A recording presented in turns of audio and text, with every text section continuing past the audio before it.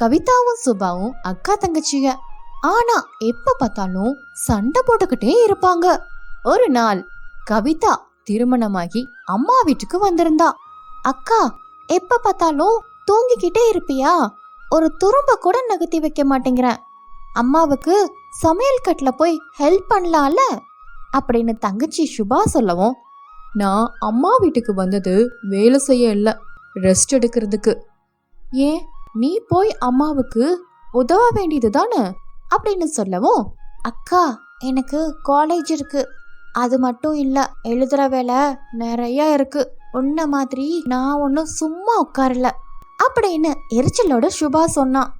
2 பேரும் சண்டை போட்டது போதுண்டி, யாரும் எனக்கு உதவி பண்ண வேண்டாம், நானே எல்லா வேலையும் முடிச்சிட்டேன் அப்படின்னு கனகா சொல்லவும், ஏமா அக்கா வந்தா எந்த வேலையுமே செய்யாதா? எல்லா வேலையுமே நீ தான் எழுத்து போட்டுட்டு செய்யணுமா? அப்புறம் நீ சமையல் வேலைக்கு வேற போகணும். வீடுடி, அவளே எப்பயாச்சும் தான் வரா, அம்மா வீடுன்னு உரிமையோட இருக்கா. இதெல்லாம் அவ புருஷ வீட்டுல போய் பண்ண முடியுமா என்ன? ஏன், நீயே நாளைக்கு கல்யாணமாயி போயிட்டா இப்படித்தான் இங்க வந்து பண்ணுவ அப்படின்னு அம்மா சொல்லவும், அப்படி சொல்லுமா. பாத்தியா சுபா, அம்மா எனக்கு தான் சப்போர்ட் பண்ணி பேசுறாங்க. தலை இருக்க வாழ ஆடக்கூடாது அப்படின்னு கிண்டலா பேசினா கவிதா. 2 பேரும் சண்டை போடாம வீட்டை பார்த்துக்கோங்க, நான் சமையல் வேலைக்கு போயிட்டு வாரேன் அப்படின்னு சொல்லிட்டு கனகா கிளம்பும் பொழுது சுபா, அம்மா இன்னும் 2 நாள்ல காலேஜ் ஃபீஸ் கட்டணும், மறந்துடாதம்மா அப்படின்னு சுபா சொல்லவும் கனகாவுடைய முகம் சுருங்கி போச்சு. கனகா பணத்துக்காக என்ன பண்றதுன்னு தெரியாம ஒரே குழப்பத்தோட அவ சமையல் வேலை செய்யும் லக்ஷ்மி அம்மா வீட்டுக்கு வந்திருந்தா.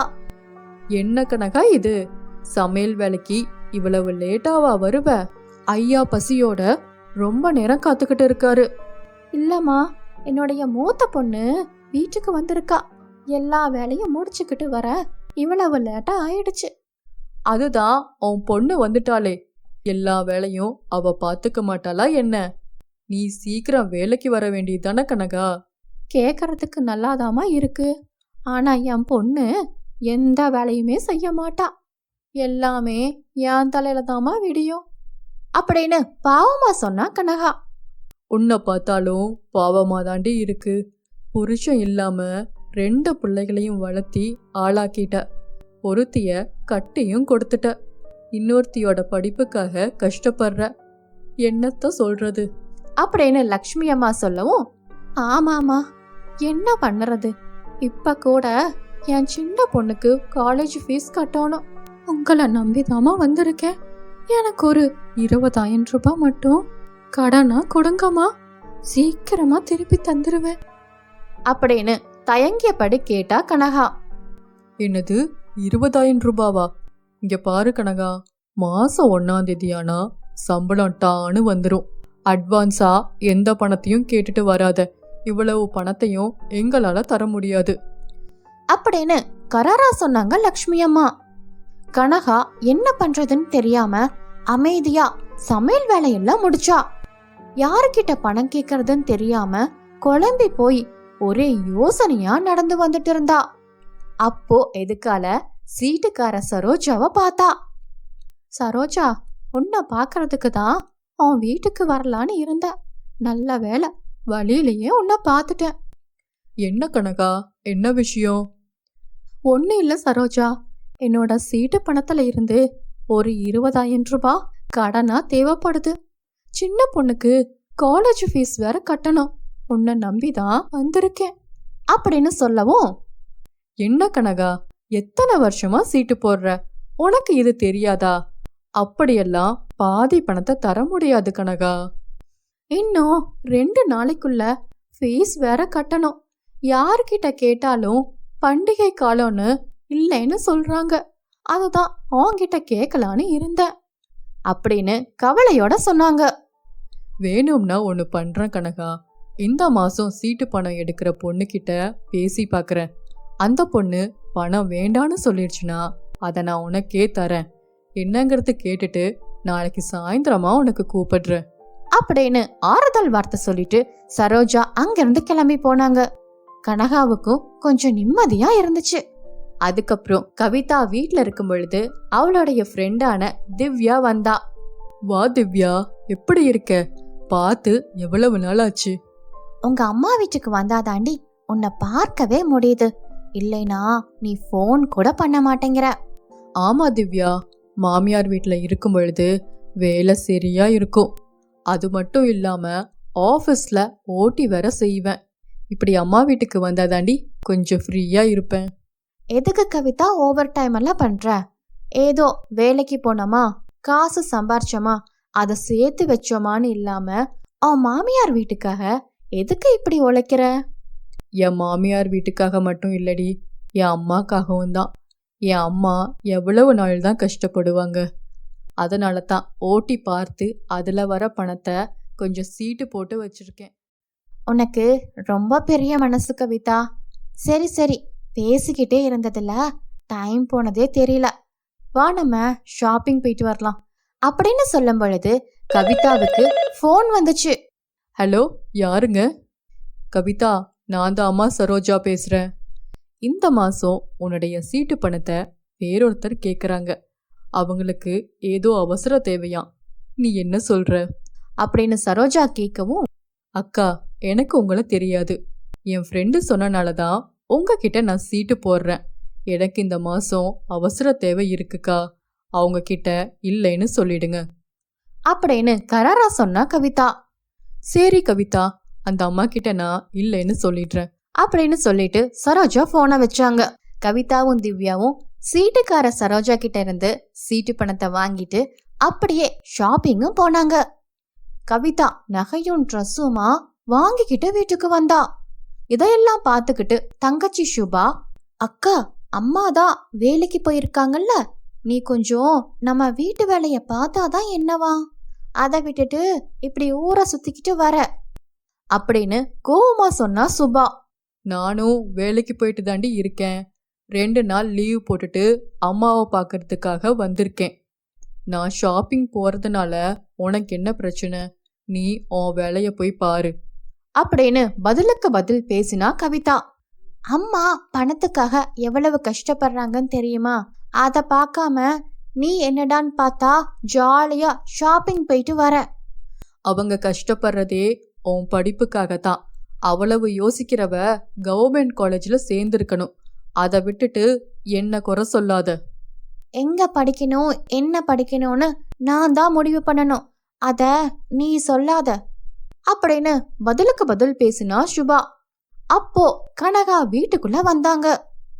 யா சுபா, உன் சத்தம் ரோடு வரைக்கும் கேக்குதுடி.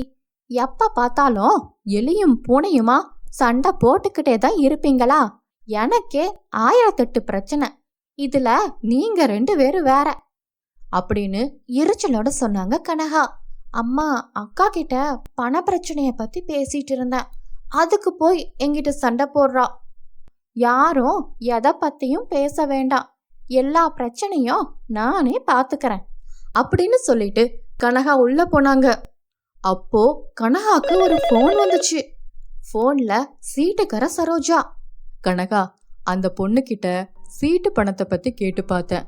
ஆனா அந்த பொண்ணுக்கு ஏதோ அவசர தேவையாம், தர முடியாதுன்னு சொல்லிடுச்சு கனகா. அத சொல்லலான்னு தான் கால் பண்ணுன அப்படின்னு சொல்லிட்டு சரோஜா போனை வச்சுட்டாங்க. கனகாக்கு என்ன பண்றதுன்னே தெரியல, ரொம்ப மனசு வருத்தத்தோட இருந்தாங்க. அப்போ கவிதா வந்தா. அம்மா, என்னம்மா ஏதோ யோசனையா இருக்க? ஏதாவது பிரச்சனையா? ஒன்னும் இல்ல கவிதா, சுபாவுடைய பிறந்த நாள் வருது. அவளுக்கு ஒரு துணி வாங்கலாமேன்னு நினைச்சேன், ஆனா முடியல அப்படின்னு சலிச்சு கொண்டே சொன்னாங்க கனகா. அம்மா, இதுக்கு போய கவலைப்படுவ? ட்ரெஸ் தானே, வாங்கிட்டா போச்சு அப்படின்னு சொல்லிட்டு உள்ள போனா கவிதா. ஏமா, அக்கா கிட்ட பணம் கேட்க கூடாதா என்ன? அவதான் வேலைக்கு போய் சம்பாதிக்கிறாளே. நீ வரதுக்கு கொஞ்ச நேரத்துக்கு முன்னாடி கூட அவ ஷாப்பிங் தாமா போயிட்டு வந்தா, அவ பணம் வச்சிருப்பா போல அப்படின்னு சுபா ஒரு யோசனை சொன்னா. வேணாண்டி, அவளே கஷ்டப்பட்டு வேலைக்கு போய் அவ மாமியார் குடும்பத்தை பாத்துக்கிறா.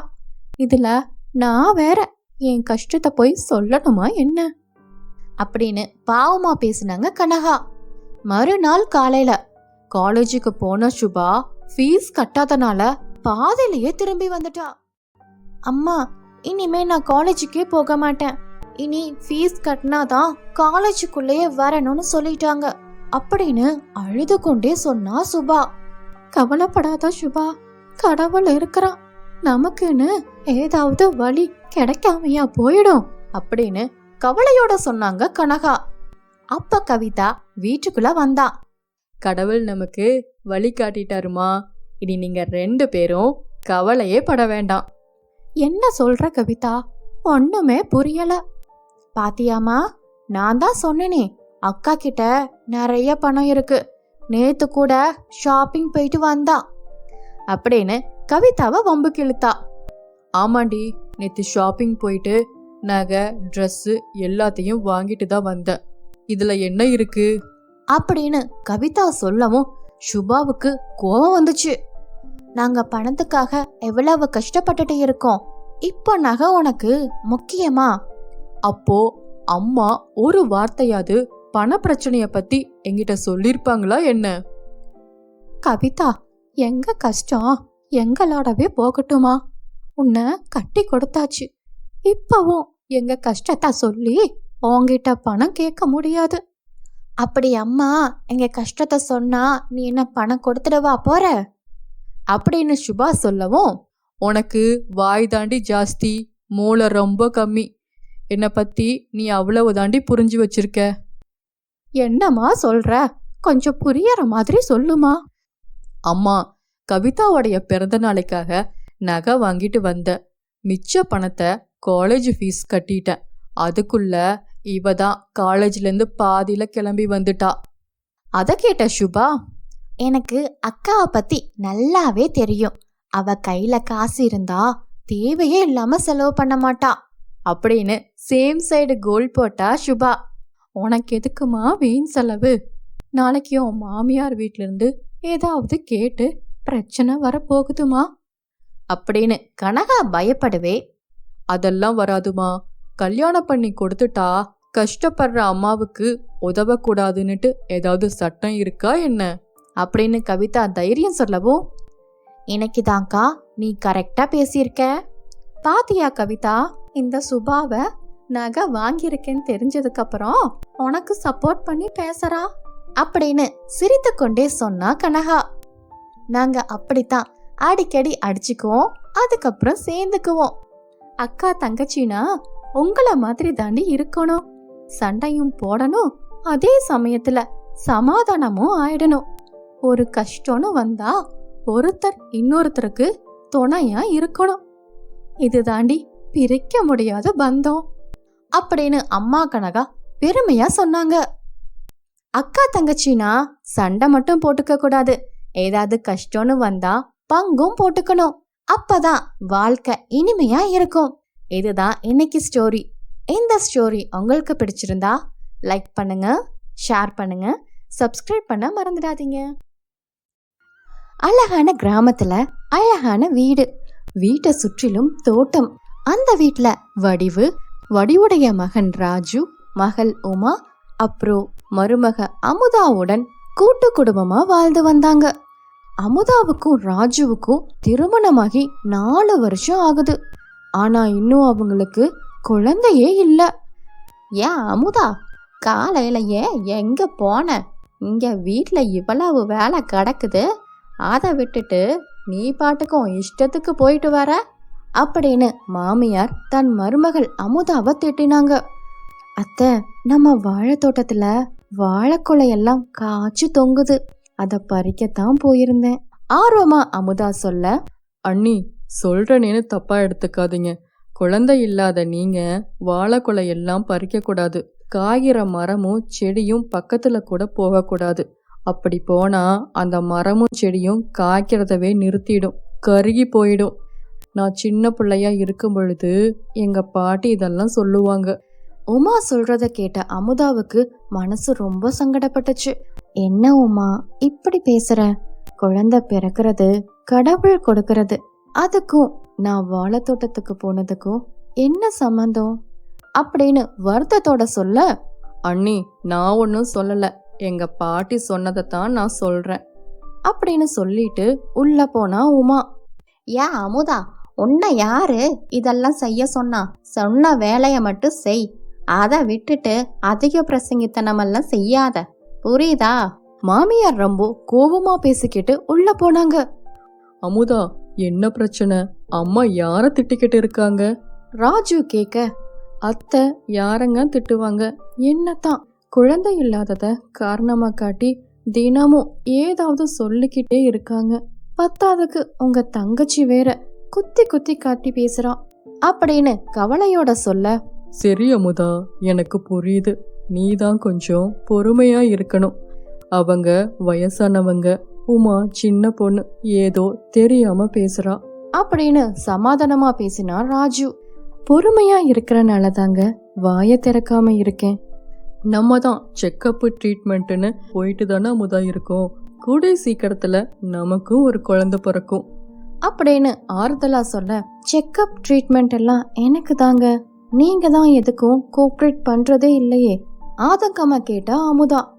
அப்படியெல்லாம் எதுவும் இல்லை அமுதா, என்ன செக்கப் பண்ணி குறை எங்கிட்ட தான் இருக்குன்னு டாக்டர் சொன்னாங்கன்னா அதை என்னால தாங்க முடியாது அமுதா. நீங்க ஏன் அப்படி நினைக்கிறீங்க? இப்போ மெடிக்கல் டெக்னாலஜி எவ்வளவோ வளர்ந்துருச்சு.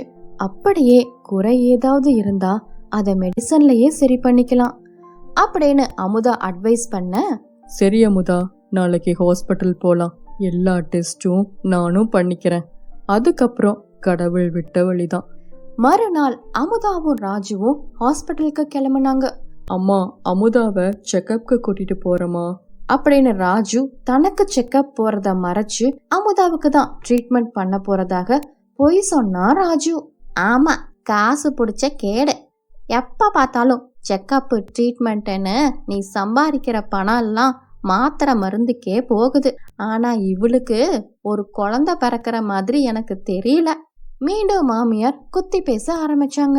அம்மா, கிளம்பும் போது எதுக்கு பிரச்சனை? எப்போதுமே ஏதாவது இவளை சொல்லிக்கிட்டே இருப்பீங்களா அப்படின்னு ராஜு சொல்ல, சரிப்பா, நான் எதுவும் அவளை சொல்லல, நீங்க போயிட்டு வாங்க, நல்லது நடந்தா சரி. இம்பட்டு நிலமும் தோட்டமும் இருக்கு, இருந்து என்ன பிரயோஜனம்? இதுக்கெல்லாம் ஒரு வாரிசு இல்ல அப்படின்னு வடிவு புலம்ப ஆரம்பிச்சான். அமுதாவும் ராஜுவும் பேசிக்கொண்டே போனாங்க. ஏங்க, அத்தை கிட்ட ட்ரீட்மெண்ட் உங்களுக்கு தான் ஏன் சொல்லல? அவங்க இவ்வளவு தூரம் பேசும்போது நீங்க ஏன் அமைதியா இருந்தீங்க அப்படின்னு அமுதா கேட்டா. அமுதா, எங்க அம்மா கிட்ட இத பத்தி எல்லாம் பேச எனக்கு தைரியம் இல்ல. எனக்கு தான் பிரச்சனைன்னு தெரிஞ்சா அவங்க ரொம்ப கவலைப்படுவாங்க. அதனால தான் நான் அமைதியாகவே இருந்துட்டேன். இத கேட்டு அமைதியா இருந்தா அமுதா.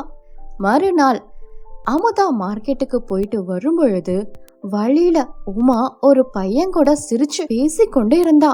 அத பார்த்த அமுதா, உமா, கடையில நீ யார்கிட்ட பேசிக்கிட்டு இருந்த? நான் மார்க்கெட்டுக்கு போயிட்டு வரும்பொழுது உன்னை பார்த்தேன். யார் அவரு? அமுதா கேட்க உமாவுக்கு ரொம்ப எரிச்சல் வந்தது.